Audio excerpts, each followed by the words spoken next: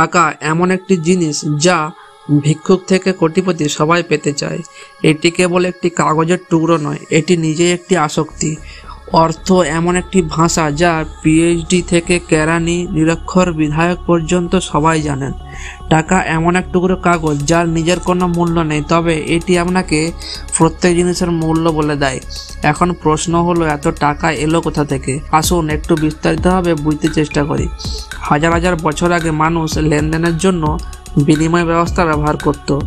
একটি জিনিস কোথায় কিনতে হবে, আপনাকে অন্য কিছু দিতে হবে। অর্থাৎ যদি কারো কাছে চাল থাকে এবং তার চিনির প্রয়োজন হয়, তবে তাকে এমন একজন ব্যক্তিকে খুঁজে বের করতে হবে যিনি চিনি বিক্রি করতে চান এবং একই সাথে তার চালেরও প্রয়োজন। এই ধরনের অনেক সমস্যার কারণে মানুষ পণ্য ক্রয় ব্যবস্থা শুরু করে। প্রত্যেকের জন্য দরকারি সমস্ত কিছু থেকে মানুষ অর্থ উপার্জন করত, আর মানুষ গবাদি পশু, শস্য, তামাক এবং মদের মাধ্যমে ব্যবসা শুরু করে। কিন্তু এর মধ্যে একটি সমস্যা ছিল। আমার যা আছে তার প্রকৃত মূল্য কি তা খুঁজে বের করা খুব কঠিন ছিল। আর সময়ের সঙ্গে সঙ্গে পণ্যটি নষ্ট হয়ে যেত, কেনা পশুরা মারা যেত এবং শস্য পচতে থাকতো। তখন মানুষের এমন কিছুর প্রয়োজন ছিল যা সর্বজনীন ছিল। এরপর স্বর্ণ ও রৌপ্য দিয়ে তৈরি মুদ্রাগুলি শুরু হয়েছিল। কিন্তু 2 পা বিশিষ্ট এই মানুষের এতেও সমস্যা ছিল। ভারী সোনা বহন করার পাশাপাশি চুরির ভয়ও ছিল। তাই কিছু স্বর্ণকার এবং অন্যান্য লোকেরা একসাথে একটি সমাধান খুঁজে পেয়েছিল। স্বর্ণকাররা লোকেদের বলেছিলেন, আপনি আপনার সোনা আমাদের কাছে রাখুন, আমরা তা সুরক্ষিত রাখবো। বিনিময়ে সেই স্বর্ণকাররা এক টুকরো কাগজ দিত যাতে লেখা ছিল, আমি তোমার এত পরিমাণ সোনা রেখেছি, যাকে বলা হতো IOU, মানে আমি তোমার কাছে ঋণী। লোকেরা যে কোনো সময় তাদের সোনা ফিরিয়ে নিতে পারে তা দেখিয়ে। সবাই এই ধারণাটি খুব পছন্দ করেছিল এবং লোকেরা তাদের সোনা তাদের কাছে রাখতে শুরু করে। কিন্তু কিছু সময় পরে স্বর্ণকাররা বুঝতে পেরেছিলেন যে এই পদ্ধতিটি তৈরি করার পরে প্রায় কেউই তাদের সোনা ফেরত নিতে আসেনি, আর সবাই সেই রসিদের মাধ্যমে ব্যবসা শুরু করে। কারণ সবাই নিশ্চিত ছিল যে একটি রসিদ আছে, এর অর্থ অবশ্যই সেখানে সোনাও থাকতে হবে। এখন এটা বোঝার পর স্বর্ণকাররা লোভী হয়ে ওঠে। এখন তাদের হাতে তৈরি রসিদ টাকা পয়সায় পরিণত হয়ে গেছে। এই কারণে স্বর্ণকাররা জাল রসিদ তৈরি করতে শুরু করে। এমনকি তাদের কাছে সোনাও ছিল না, কিন্তু তবু তারা আরো রসিদ বানাতো। এভাবেই বিশ্বের সবচেয়ে বড় লিগ্যাল স্ক্যাম শুরু হয়। সেই সোনা নিরাপদ রাখার দোকানটি ছিল বিশ্বের প্রথম ব্যাংক এবং সেই রসিদটি ছিল বিশ্বের প্রথম মুদ্রা, মানে নোট। যদি আমি আপনাকে জিজ্ঞেস করি কিভাবে একটি ব্যাংক কাজ করে, তখন আপনি বলবেন যে আমরা যে টাকা ব্যাংকে জমা করি তা দিয়ে ব্যাংক অন্যদের ঋণ দেয় এবং এর উপর কিছু সুদ ধার্য করে ব্যাংক লাভ অর্জন করে থাকে। এখন আপনার এই ব্যাখ্যা অনুযায়ী ব্যাংকের কাজকর্ম এরকম কিছুটা হবে। যেমন গতকাল সকালে আপনি 1000 টাকা জমা করতে গিয়েছিলেন ব্যাংকে। আপনি ব্যাংকে 500 টাকার 2টি নোট জমা করলেন। এরপর ব্যাংক কি করবে? ব্যাংকের নিয়ম অনুযায়ী তারা 10% ক্যাশ রিজার্ভ করে রাখবে এবং বাকি 900 টাকা অন্য কাউকে ঋণ দেবে। এবং যদি এই ব্যাংকটি লোনের সাথে ওই ব্যক্তির কাছ থেকে বার্ষিক 12% সুদ নেয়, অন্যদিকে এটি আপনাকে প্রতি বছর 4% সুদ দেয়। সুতরাং অবশিষ্ট 8% তাদের লাভ হয়ে ওঠে। ঠিকই তো, বিশ্বের সমস্ত বাণিজ্যিক ব্যাংক এই একই মৌলিক নীতিতে কাজ করে। কিন্তু না, ব্যাংকগুলি এভাবে অর্থ উপার্জন করে না। এর পিছনে একটি বড় খেলা রয়েছে যা বেশিরভাগ মানুষই জানেন না, আর এটাই হলো সেই খেলা। ব্যাংক সহজেই আপনার 1000 টাকাকে 10,000 টাকা বানিয়ে এটি দিয়ে ব্যবসা করতে পারে। এবং এটি কিভাবে হয় আসুন বুঝতে চেষ্টা করি।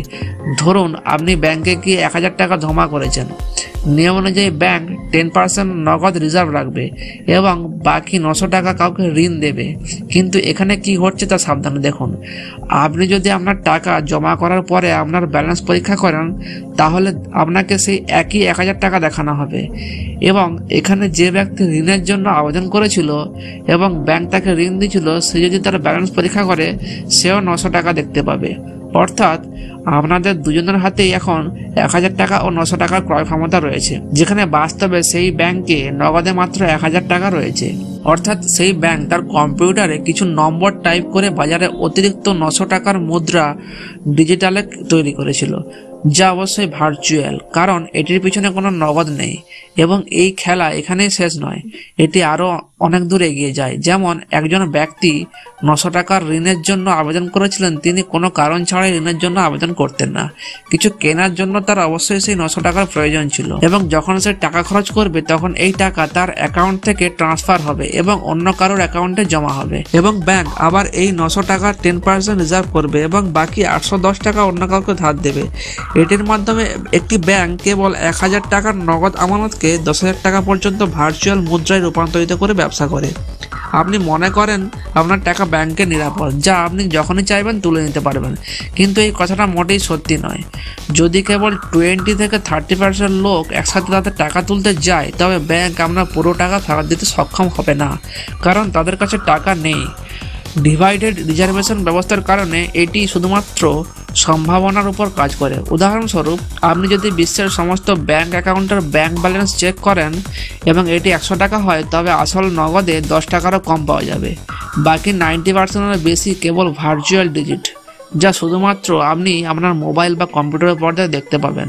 বস, অর্থের এই বিভ্রমকে ইচ্ছাকৃতভাবে জটিল করে তোলা হয়েছে, যাতে সাধারণ মানুষ সহজে বুঝতে না পারে এবং এটি এই ব্যবস্থাতে আটকে থাকে।